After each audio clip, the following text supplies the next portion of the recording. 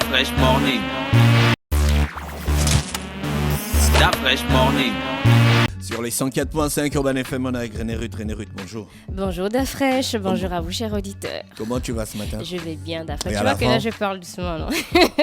Tu vois que là ma voix est tranquille. Quoi de neuf? Ne me fatigue pas. On est là On a les Dafresh. problèmes, le couvre-feu c'est à 18h. Et les casséroles. Faut pas en ajouter. Là on est là Dafresh en survie. D'accord. Aujourd'hui on reçoit monsieur Minta Lionel. Oui, monsieur Christopher Minta qui est responsable de la maison d'édition Cornelius, qui est une nouvelle maison d'édition mais qui a déjà édité Causerie du corps de garde, du défunt père de monsieur Maurice Okumba-Kogé, qui a édité Longo de Maurice Okumba-Kogé, Briser les 20 fondements du célibat, Mari de nuit et femme de nuit, tout ce qu'il faut savoir sur le manger de l'archevêque Grégoire Méba. Donc avec lui, on va parler du fonctionnement d'une maison d'édition. Lionel Minta, bonjour. Bonjour Dafresh. Merci d'avoir accepté notre invitation. Alors c'est quoi les éditions Cornelius? D'accord. Merci pour l'invitation déjà. Merci de nous recevoir ce matin.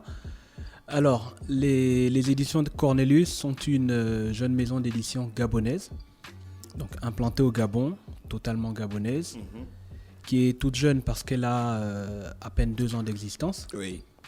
Et qui se veut donc être une maison d'édition accessible, mais qui propose toutefois du travail de qualité. C'est quoi une maison d'édition? Alors, la maison d'édition est un organisme qui permet à des écrivains, à des auteurs, de donner vie à leur production, à leur production littéraire en fait. Et quelle était votre ambition lorsque vous avez créé Cornelius? Et puis pourquoi ce nom? D'accord. Alors, la maison d'édition Cornelius, en fait, a une histoire. Elle est née au départ de la volonté d'un groupe religieux de pouvoir mettre en forme les différentes productions livresques qu'ils avaient à réaliser dans le cadre de la mission de l'Église. Voilà. Donc, ce sont ces besoins de production d'ouvrages qui ont conduit justement à la création et la mise en place d'une maison d'édition. Pourquoi? Parce que en fait, ça a été un processus en fait. Ce n'est pas quelque chose qui s'est fait en une fois. En fait, on part du besoin d'un groupe de créer des contenus, donc du contenu livresque de plusieurs types. Ça pouvait être des livrets pour les travaux de l'église, enfin. Pour le catéchisme. Voilà, exactement. Pour tout ce genre de choses. Donc, il y a eu une première étape qui a été donc de se diriger vers des imprimeurs, vers des éditeurs. Et en fait, le premier retour a été que la facture était assez salée. La facture était vraiment salée. Donc, du coup, lorsqu'on a besoin de produire régulièrement des contenus, à un moment, on se dit, bon, il va peut-être falloir qu'on envisage un plan B. Et donc, le plan B a été de se doter en interne d'outils qui auraient permis justement d'assurer la production livresque. D'accord. Donc, c'est ce qui a été fait. Donc, moi, je suis un auteur. J'ai écrit Le poisson fumé d'Adaoué. Voilà, c'est ça le livre. Le poisson fumé d'où? D'Adaoué. Ok. C'est le village de ma... Quoi, tu te moques du village de ma mère? Pas du tout. D'accord. Le poisson fumé d'Adaoué, donc dans lequel je relate comment on pêche le poisson, où on va, on fait des filets, après on revient, on sèche le poisson, et puis après... Maintenant, j'ai mon livre. Le manuscrit. J'ai écrit... Bon, non, il n'y a plus le manuscrit, on tape maintenant à la machine, là. On a les ordinateurs. Le manuscrit, c'est parce qu'on écrivait à la main, non? Bon, on appelle ça le nom manuscrit. Écoutez, le manuscrit n'a pas encore été remplacé. Abrogé. La fraîche. Ça existe toujours. D'accord, donc c'est voilà. ça mon manuscrit, Oui. ce que j'ai tapé sur mon ordinateur. Parce que voilà, oui, il faut savoir que l'écrivain, ça peut être n'importe qui, en fait. Voilà. Comme vous disiez, le poisson fumé de je ne sais plus qui, non. exactement. Voilà. Donc, Jamais, je l'auteur, viens chez écrivain vous. peut être quelqu'un... un homme qui a 70 ans, qui est assis au village et qui n'a pas de machine à écrire, ou qui a 18 ans, voilà. Donc ça peut être quelqu'un qui n'a pas d'ordinateur, qui n'a pas de machine à écrire et qui écrit sur ses feuilles. D'accord. Donc à ce moment-là, il vient vers nous en tant que maison d'édition. D'accord. il vient Et qu'est-ce vers qui se nous passe alors? avec les manuscrits Mhm. ou alors avec ce qu'on appelle un tapuscrit. Donc lorsqu'il est saisi déjà. Voilà. Ah, tu as vu? Oui. Mais Finalement- le manuscrit est toujours Finalement, là, donc il y a un mot d'affreche. qui existe qui s'appelle le tapiscrit. Voilà. Le tapiscrit. Excuse-moi. On a tête. On a le tapuscrit également. Voilà. Donc du coup, lorsque Il arrive. cette, Oui. Qui le reçoit quand Qui- il arrive oui. avec son tapiscrit? alors, il est reçu chez nous, donc il y a un accueil comme dans toute la plupart des sociétés organisées. Donc il est reçu, son manuscrit, tapuscrit, enfin le format du document qu'il apporte est automatiquement enregistré. Donc à ce moment-là, on vous donne, c'est simplement un accusé de réception. D'accord. Voilà, une trace de la réception de votre travail. À partir de là, le travail va être étudié. Mais justement, comment vous mesurez l'intérêt potentiel d'un livre avant de l'éditer? Tous les Vous livres, vous les n'écoutez pas prenez tout. d'abord, après vous m'appelez le lendemain pour me dire que non, le livre n'a pas été accepté à l'édition. Voilà, ou c'est bien. ça. Comment vous faites? En fait, c'est exactement ça. Les auteurs, que ce soit chez nous ou dans la plupart des maisons d'édition qu'on connaît, qui ont pignon sur rue, ici au Gabon ou à l'étranger, ce qui se passe, c'est que vous soumettez, en fait, ça s'appelle une soumission. Vous soumettez votre travail, il est étudié. D'accord. Donc, parce que la première chose, une maison d'édition a une ligne éditoriale. D'accord. Donc, elle peut être généraliste, elle peut être culturelle, elle Ou peut être scientifique. politique, scientifique. Voilà. Donc, à partir de là, il faut déjà s'assurer que l'œuvre cadre avec la ligne éditoriale de la maison d'édition. Si elle cadre, il faut ensuite s'assurer de la pertinence de l'œuvre. Donc, est-ce que...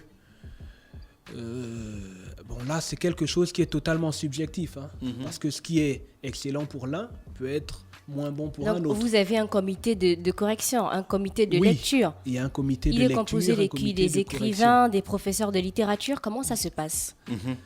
Alors, le comité justement de relecture, de correction est l'élément central dans une maison d'édition. Pourquoi? Parce que c'est lui justement qui va valider les œuvres et c'est lui qui va les emmener, parce que on peut écrire, mais il y a des règles à respecter. Donc c'est le comité de correction, de relecture qui va s'assurer que l'œuvre respecte tous les standards en termes de qualité pour l'édition d'un livre. Donc c'est lui qui va s'occuper de donner le cachet en fait à l'œuvre. Le comité de correction chez nous est un comité qui est composé de plusieurs personnes. Nous avons plusieurs profils dans le comité. Nous avons des écrivains qui sont connus ici au Gabon. Nous avons des chercheurs à l'université, des écrivains de niveau universitaire. Nous avons un juriste, nous avons un psychologue dans notre comité, nous avons un journaliste. Donc, toutes ces personnes sont des gens qui, de près ou d'un peu moins près, sont liés au domaine de la littérature, ont une formation liée à la littérature. Donc, ils ont aussi une expérience en tant qu'écrivain. Donc, ils ont l'expérience, la compétence nécessaire justement pour qualifier une œuvre et surtout pour s'assurer qu'une œuvre sorte sans coquille. Et avoir un psychologue dans le comité de correction et un journaliste ou encore un écrivain, est-ce que ça ne joue pas sur la grille d'appréciation de la maison d'édition? Je veux vous répondre forcément, parce que en fait, quel que soit le profil, on aurait eu un plombier dans le comité, ça aurait forcément joué sur la grille d'appréciation. Parce que comme je disais tout à l'heure, c'est quand même quelque chose de subjectif. Et on l'avoue sans crainte. On ne peut pas... une œuvre peut très bien arriver dans une maison d'édition et être calée, et arriver dans une autre maison et être acceptée, et puis devenir par la suite un best-seller. Donc c'est aussi la qualité d'appréciation des gens qui vont recevoir l'œuvre qui peut jouer en faveur ou en défaveur d'une... Et encore que là, on ne parle pas encore d'œuvre. Sauf si on est face à un écrivain de renom. Là, on parle simplement d'un manuscrit, d'un projet de rédaction, en fait. Vous avez parlé de la ligne éditoriale tout à l'heure. Quelle est la vôtre concernant la maison d'édition Cornelius? Alors, historiquement, pour être tout simple, c'était une ligne religieuse au départ, parce qu'il y a une histoire derrière. Et aujourd'hui, la ligne est généraliste. Voilà, c'est une ligne généraliste. Donc, tous les types d'œuvres sont acceptés, sauf bien sûr ce qui a trait à la politique, parce que ce n'est pas le but de la maison. Et puis bon, la politique a un côté un peu sensible par moment, un côté un peu partisan, donc C'est pas bon quoi d'aller de gauche à droite. Et Voilà. que- Donc, quand mon œuvre est, Oui. quand mon œuvre est validée dans votre maison d'édition, qu'est-ce qui se passe? alors, au niveau lorsque l'œuvre est validée, ce qui va se passer, c'est que on va vous faire une proposition de collaboration en fait. La collaboration dans une maison d'édition se fait de deux sortes, principalement. Une collaboration à compte d'auteur ou une collaboration à compte d'éditeur. Donc ça veut dire, c'est comme le nom l'indique, hein, ça veut dire simplement quand on est à compte d'éditeur, vous êtes édité de façon totalement gratuite pour vous.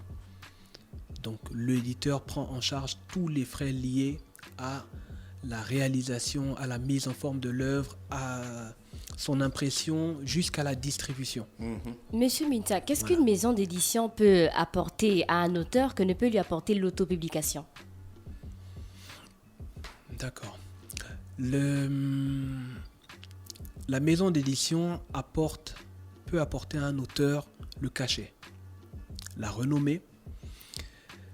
Elle peut apporter le circuit de distribution. La maison d'édition va accompagner un auteur justement. Elle ne va pas simplement. C'est là justement qu'il faut faire la différence fondamentale qu'il y a entre un imprimeur et un éditeur. On fait quasiment le même métier, dans le sens où, en termes de compétences techniques, une fois qu'une œuvre a été corrigée, on met dans l'imprimante, les feuillets sortent, on les assemble, on découpe, on arrange, on colle la couverture.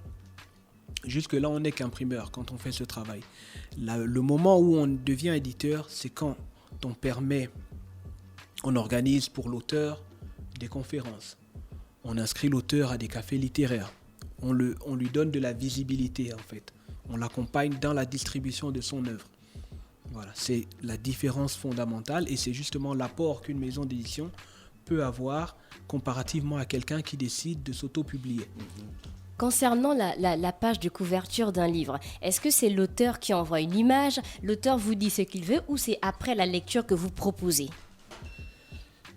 Alors les trois options en fait sont les trois options coexistent.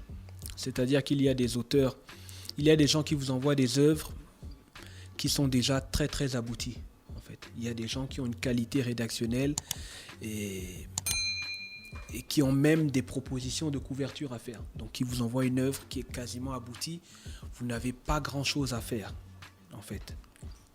Par contre, il y en a d'autres qui vous envoient simplement un texte, un manuscrit, et puis qui ont besoin de vos conseils pour la conception de la couverture. Et à ce moment-là, justement, nous, en tant que maison d'édition, on est qualifié pour faire des propositions après lecture de l'œuvre, pour faire des propositions en termes de couverture. Et notamment, sur toutes les œuvres qu'on a produites à ce jour, par exemple, toutes les couvertures sont nos créations. Vos créations. Voilà. D'accord. Entre l'auteur et la maison d'édition, qui décide si l'on doit mettre, par exemple, une préface, un avant-propos ou encore une page copyright? D'accord. Là, c'est beaucoup plus du ressort de la maison d'édition. Et comment vous arrivez à canaliser cela? Parce que tous les livres n'ont pas des avant-propos, mais des préfaces. Oui, tous les livres, tout dépend du contenu de livre. Tout dépend du contenu de livre, du thème qui va être abordé dans le livre.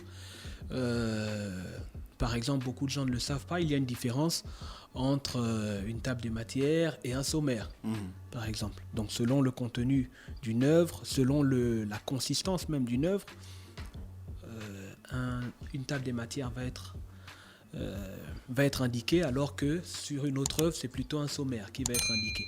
Donc, tout ça, c'est le travail justement de la maison d'édition, parce que il m'est arrivé plusieurs fois de tomber sur des ouvrages et puis vous ouvrez, vous voyez, tiens, une table des matières, mais elle est au début, voilà.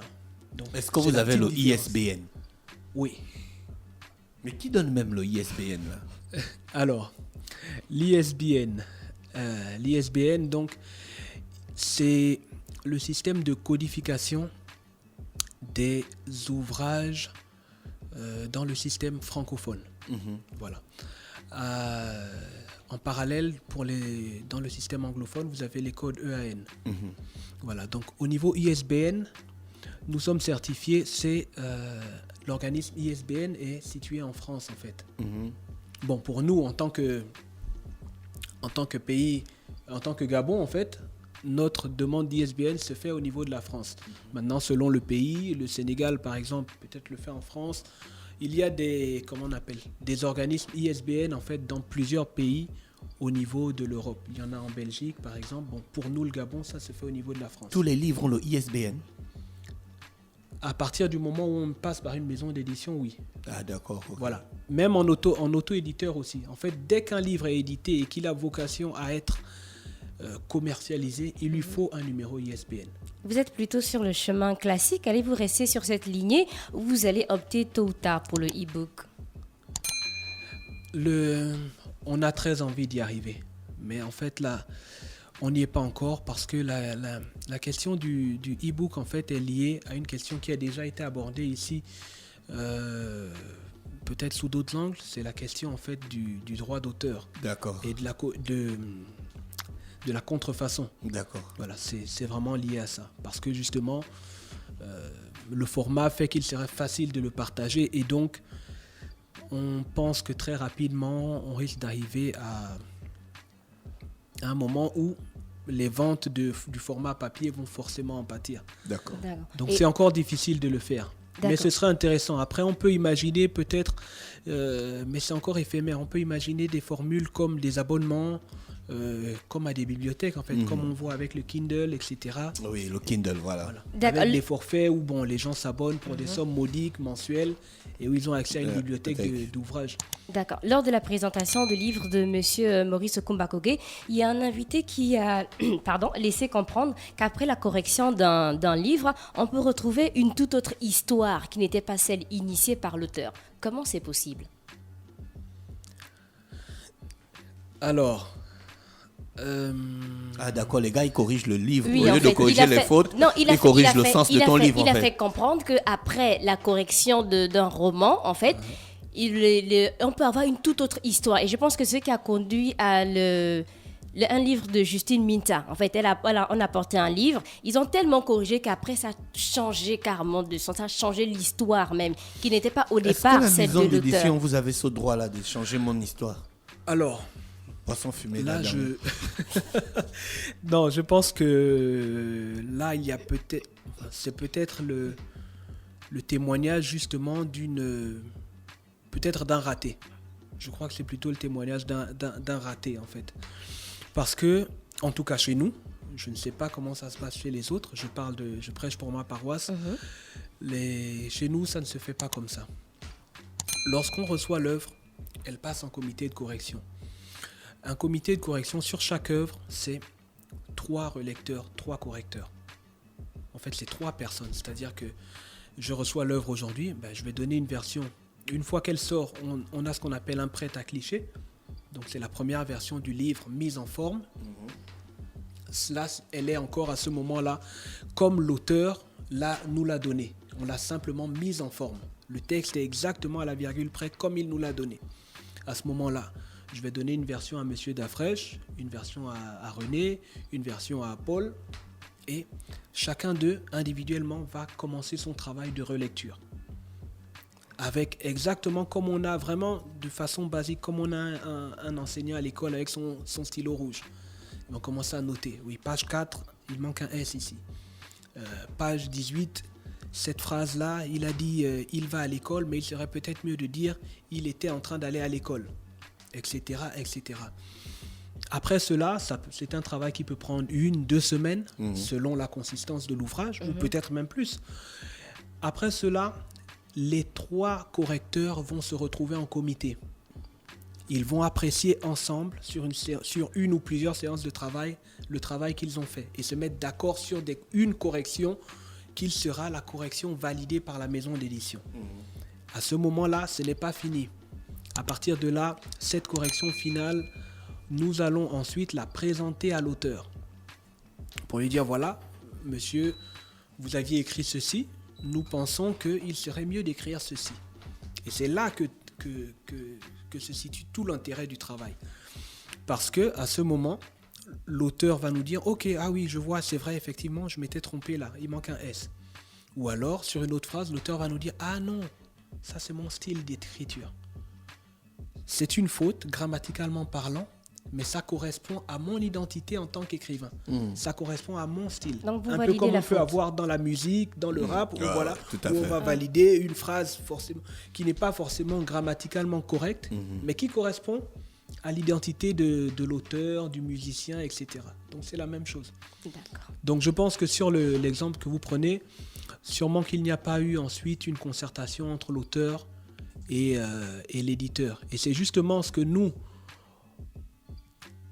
c'est notre promesse vis-à-vis de nos auteurs, c'est de faire des œuvres qui leur correspondent. Nous sommes à proximité des auteurs.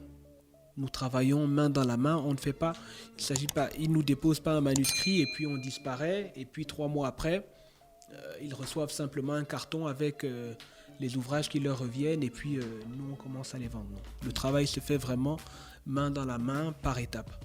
D'accord. Nérude, pour terminer, oui. À quel délai doit-on s'attendre lorsque l'on remet un manuscrit pour être édité? Alors, là aussi, tout ça dépend de la consistance de l'œuvre. Mais on va dire pour une œuvre romanesque moyenne, entre une œuvre d'à peu près 150 pages, voilà, vous avez un mois. Vous avez un mois. Vous nous remettez un manuscrit aujourd'hui, un mois après, vous aurez le premier ouvrage entre vos mains et on pourra faire la présentation. D'accord. Donc, Monsieur Minsa Lionel nous présentait les éditions Cornelius aujourd'hui dans le cadre de la rubrique de René Rude. C'est ça, René Rude? Oui, c'est ça. D'accord. Monsieur Minsa, on vous souhaite de passer une bonne journée à l'écoute des programmes d'Urban FM. Merci à vous. Restez connectés dans Luda Fresh Morning. Voici l'horoscope des auditeurs. René Rude, rebonjour. That fresh morning.